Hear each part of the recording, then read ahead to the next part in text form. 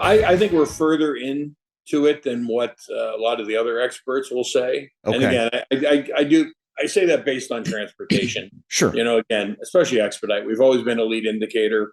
Yeah. Um, it's always very confusing when you see consumer confidence is up, consumer spending is up, Right. wholesale spending is up, and then you're not moving freight.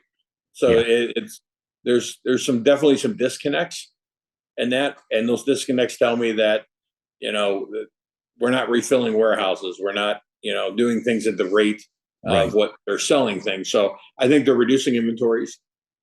Suppliers are, Mhm. and I understand that too. I mean, inventories are a carrying cost. Carrying Sure. costs interest, so they need to try to skinny their inventory somewhat.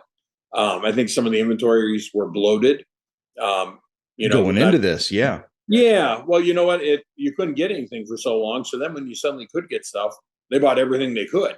Right. Yeah, not knowing how long it would last and that. And a lot of times the problem was that they had inventories, but it wasn't the right stuff.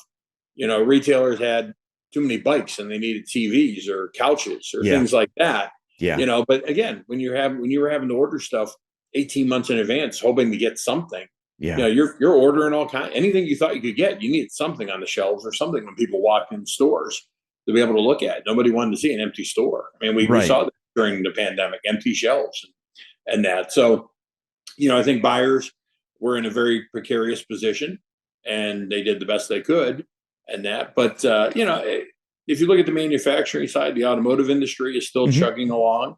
Heavy truck is still chugging along. And the real estate market is still moving Yeah. along. I mean, the Yeah, real that's estate true. market is good for trucking.